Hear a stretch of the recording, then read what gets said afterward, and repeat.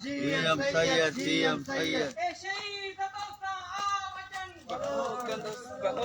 छोड़ी फाटक के शहीदों के कौमी सलाम, कौमी सलाम, छोड़ी फाटक के शहीदों के कौमी सलाम, कौमी सलाम। तुझो देश मुझो देश सिंधु देश, सिंधु देश। तुझो रेबर मुझो रेबर GM Sayyid, GM Sayyid। हक आता जो आजादी, तू किए नरीदे आजादी, ओ पीर वडेरा आजादी, ओ चोर लुटेरा आजादी, ओ जनरल आजादी, हक आता जो आजादी। तुझो देश मुझो देश सिंधु देश तुझो रेबर मुझो रेबर GM Sayyid, GM Sayyid।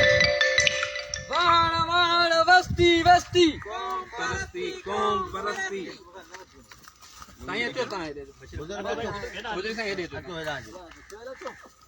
Hera लिया। हेरा तो नहीं हेरा। अनो लिया। अपने दो से दे सामू नहीं है चल नहीं है हेरा तो। आदि शंकर का दे।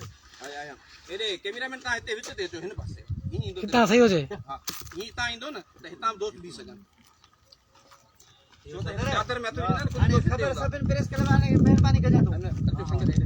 वाह कैसल तोरो अब हेरा बट। ऐसा बट।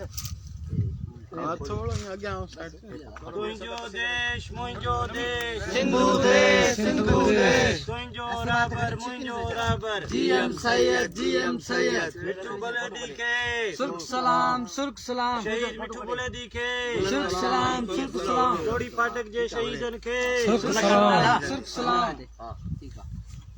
रख बाबा।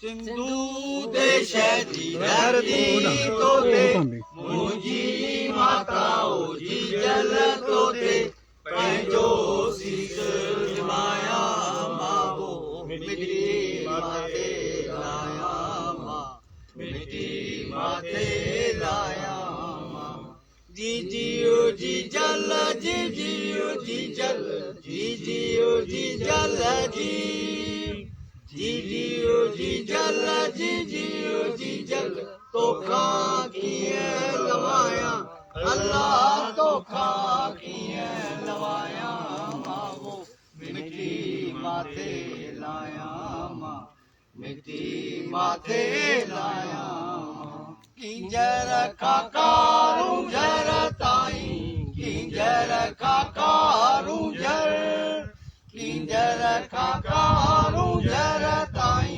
तोखे चश्मन चाया अल्लाह तोखे चश्मन चाया माओ मिट्टी माथे लाया मां मिट्टी माथे लाया मां काल मनीरा महक उठी जा काल सनमा महक काल सनमा महक उठी जा नगर नगर फैलाया अल्लाह नगर नगर फैलाया मावो मिट्टी माथे लाया मां मिट्टी माथे लाया मां तुझी मिट्टी मंझ मिलाजे तुझी मिट्टी मंझ तुझी मिट्टी मंझ मिलाजे आऊं अमरता पाया अल्लाह अमरता पाया मावो मिट्टी माथे लाया मां मिट्टी माथे लाया मां सिंधु देश जी धरती तोते मुंहिंजी माताओ जी जल तोते पंहिंजो सीस निमाया मावो मिट्टी माथे लाया मां मिट्टी माथे लाया